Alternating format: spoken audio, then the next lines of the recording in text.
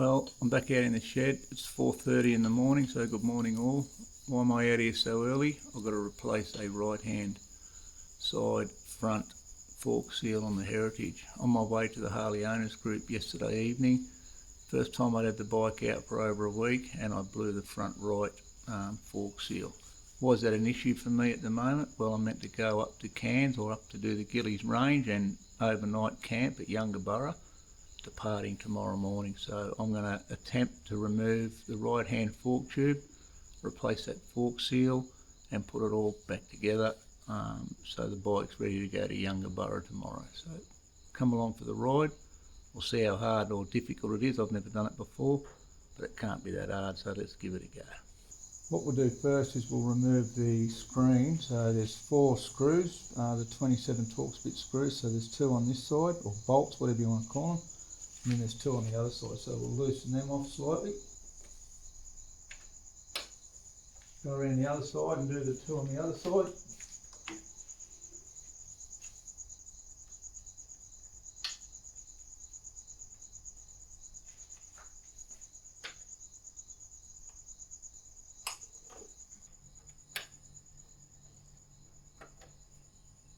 What I've ended up doing off camera is I've removed the 4 of those Torx head bolts to remove the screen. So they're just, as I said, there's just 2 bolts on either side, and there's also this black plastic cover strip. So that cover strip sits on there like that. The 4 bolts go in there with the screen attached to rubbers, and that's what holds the screen on. So like I said, I thought I could pop that off, but it was a bit difficult, so I've removed those 4 T27 Torx head bolts. So the next thing I remove is the 4 hex head bolts. There's 2 on either fork tube. My aim is to remove that fender, the front fender, and get it out of the road so I don't damage it. So I'll do that now.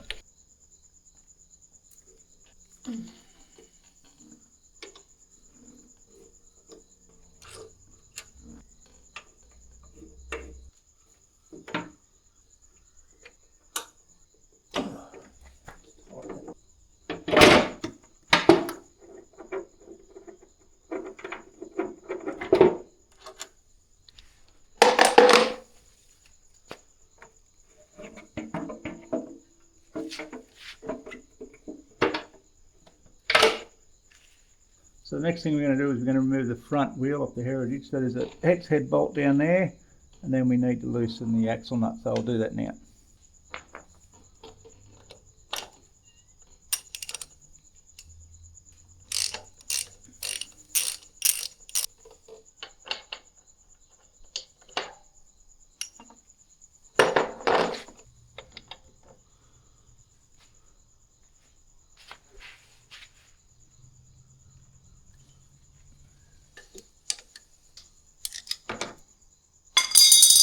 Just want to be mindful because this is up on the stand at the moment, and once I remove the weight from that front tyre, there's a danger that the bike might go back, so I'll just keep an eye on that.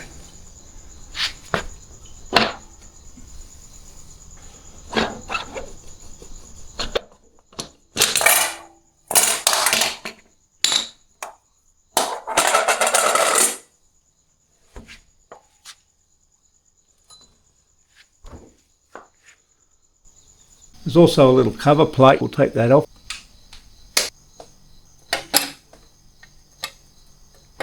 Just a Loctite, I think, it's on there.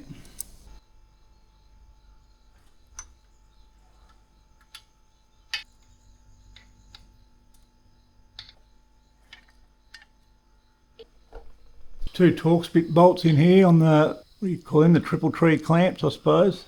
So there's one there and one there, so I'll attempt to loosen those now, and we should be able to, after that, in theory, remove that fork tube down and off the bike. Geez, that one's not, oh, Jesus Christ, that one wasn't very tight, I don't think.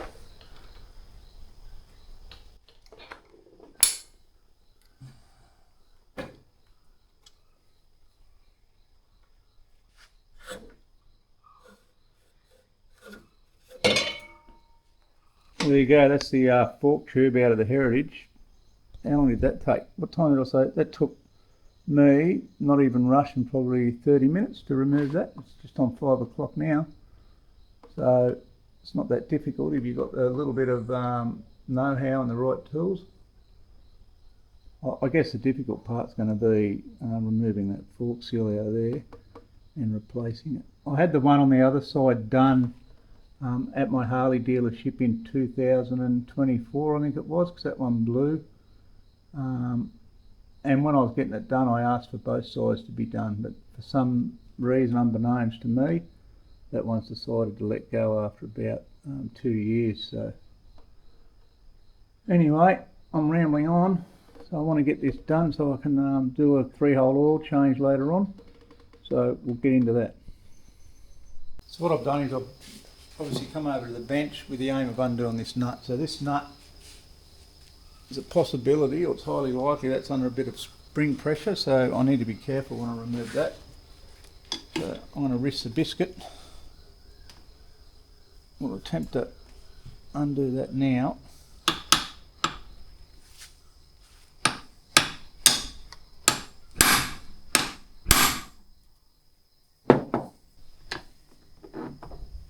There we go. No, that wasn't that hard, so I just gave it a little tap with the knockometer. I'll loosen this to what I think's the last safe moment, and then I'll put it up the right way, put a rag over it, and undo it by hand the rest of the way.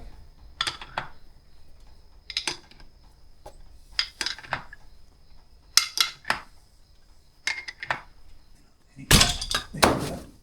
That wasn't that bad. Now I've lost the bolt. And there we go. So I'll just sit that there for now, and I'll go and find my nut, which I can see down there on the ground. There we are. I'll get organised here.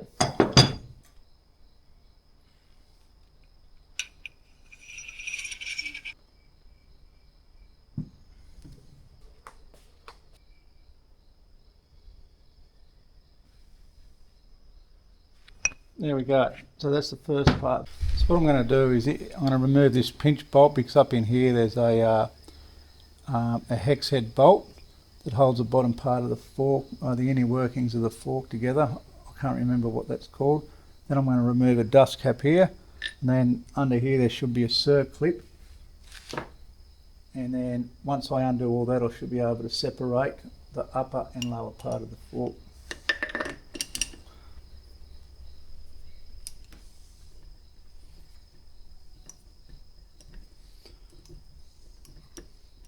Sometimes there's a danger as you're trying to undo this, which I think it's doing right now, is that the inner part will spin. So from memory, we need to hold that out.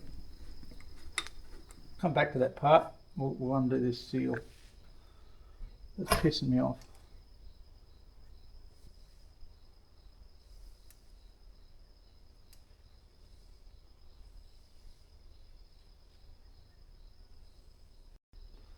So that's just a dust cover or a rubber dust cap. And then here there's a circlip. I need to be careful that I don't mar the fork tube when I...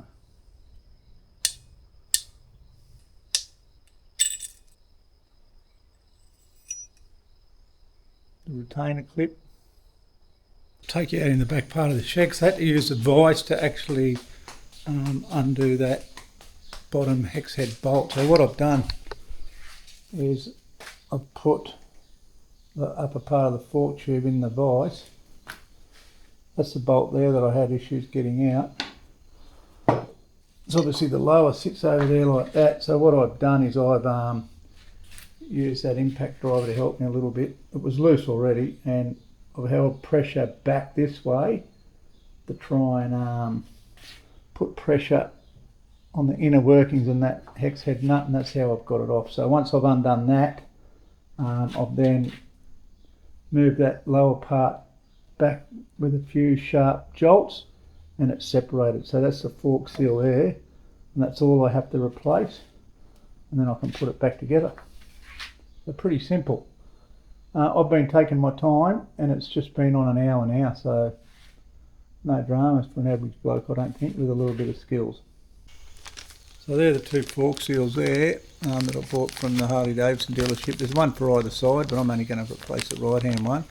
So that's the one that's leaking at the moment. You can buy a rebuild kit. I think they're $89 a side, or $15 for the fork seals. So that's what I opted to do, because that's all that's leaking. The forks are working fine.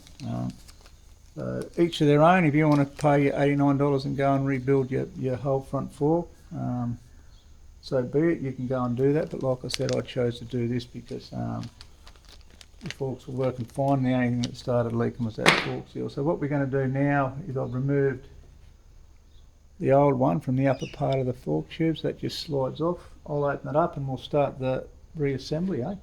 So that's it there. When we reassemble it, there's writing on that lip seal or that fork seal. That writing needs to face up. So when you put it down, that's facing up towards the top of the bike. What I'm going to do is I'm going to try and get a little bit of oil here. A little bit of fork oil there, and I'm just going to move that seal or the inner workings of that lip seal up, or the fork seal. I'm going to put it in, like I said, with the writing facing up, making sure we don't damage that. Slide it down nice and easy. There we are. Right. There's some shit that was in the bottom of the fork tube, the bottom. So, and it was held in by the friction of the oil. So I've just knocked that out, and there's a bit of shit in there, to be honest. So I've just sat that on there to locate it. I'm going to put these.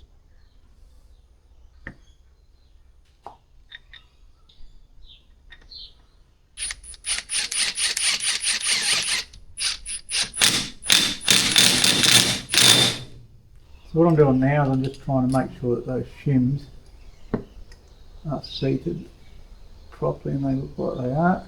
So what I'm going to do now is to drive that down, I'm going to use the old seal. So what I've done is I've forgot to hit the record button. So all I've done is I've put the drove the seal home, put the circ clip back on and the dust cover. To assist me, you can get a seal driving tool, but I don't have that in the shed, so I've just used the old lip seal. I gave it a few taps with a punch on the old lip seal and the hammer, and slowly worked that seal back down and reseated it.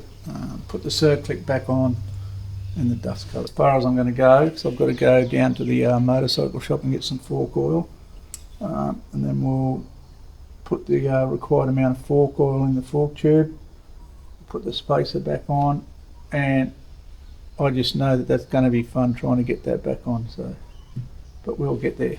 So I'll probably be back in about an hour, I guess, but for you it'll be like the click of a fingers.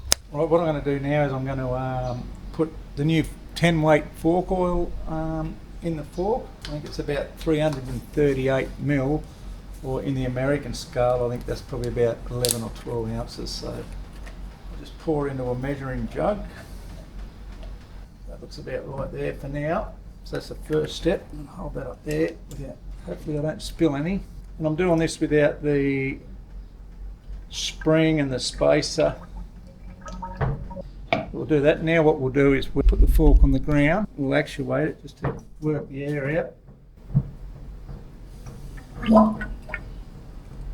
Do that about 10 times. That roller door slowly, you can hear behind you the roller door slowly moving down. So I lowered it a little bit to block the sun out. I'll put the spring in. Washer, the spacer, and that, like I said, this is going to be the fun part because I haven't got the special tool to compress that down and I'll put it in, but I'll get set up because I've got an idea and then I'll come back. So what I've done is I've put my fork tube on my fork in a vise, just put a rag there so that surface doesn't get marred up, and I've actually clamped it on the upper part, so it shouldn't matter, but it shouldn't get marred up anyway. I'll put the spring in, the spacer. Before I've done that, you've seen me out there, I've filled the fork up with a little bit of oil, and it took a little bit more than 338 mils, to be honest. What I've done then is I've actuated the fork up and down without the spring and the internal components in there, actuated it up and down with the aim of getting the air out, and then with the fork tube down in the compressed position. I've got a ruler and put down there and measured the air gap height, and the air gap height I've got on here is probably about 145 millimetres. A lot of different bits of information on the internet, but I went with 145 millimetres. So once I was happy with that, I put the spring back in, the washer, and then that spacer there. So the next challenge I'm going to have, because I don't have the correct tool, is to try and put that on there. So that's why I put the fork in there. So we'll keep it real. I'll have a go, and we'll see how difficult that is. And hopefully I've done this up tight enough and the fucking fork doesn't shoot out of the vise and forward. Oh geez, that's a little bit on the strong side. That might be a little bit more difficult than I thought. I can get it down there, I just can't turn it. So what I went and got out of the toolbox is a massive socket. What's it got on there? 1 3/8 inch. Hopefully that'll give me a little bit more leverage when I push that down. That would have hurt if it landed on my toe.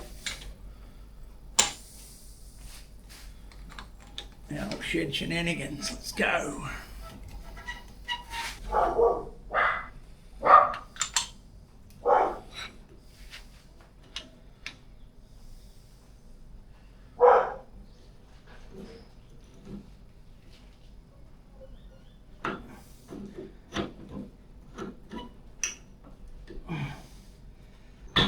Oh, I thought I had it then.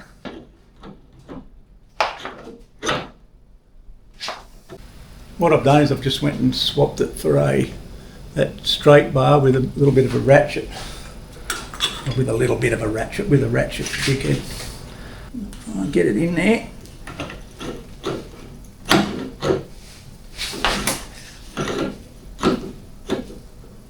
Fucking hell. Just let me have a think about this and I'll come back. I'm struggling, so I've gone back to an adjustable spanner. I can get it in there, but I just can't turn it at the same time. Just turn the camera back on. I've been mucking around with this thing for probably an hour, trying to get it on. I put some clamps here, a ratchet strap to try and pull it down, and in the end, I just had to use brute force and hold the socket down there and turn it at the same time, and I've eventually got it to grab, and I've got it. So honestly, thank fuck for that. Oh, sorry about the language, but thank God. In the end, my little woodworking clamp didn't work, and my strap didn't work either. Like I said, just a little bit of brute force and holding that down there. So it can be done. Struggles, but you can do it. I wasn't going to give up. And all you smarter fellas than me probably know a little bit of a better way to do it. And don't say use the proper tool. I'm talking about without the tool. So there we go. I'll make my way back out to the bike. I'm going to have a cold drink and wet my back neck, and then I'll turn the camera back on and we'll put the fork back on and the wheel. Rightio, I've had a drink. Now what we'll do is we'll put the front fork back on the bike.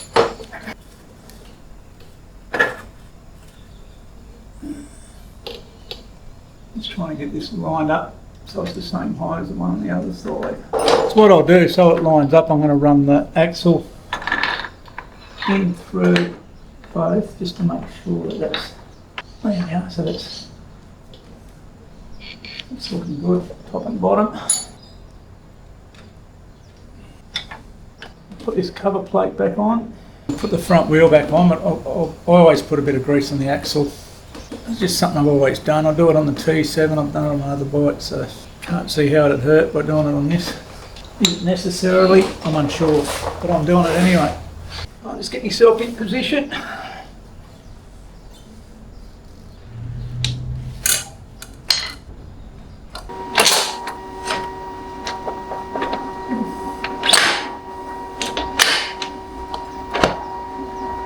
There we are.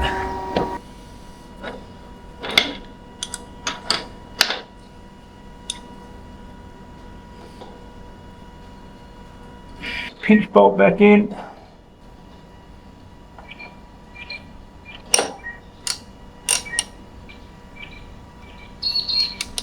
I'll reinstall the fender.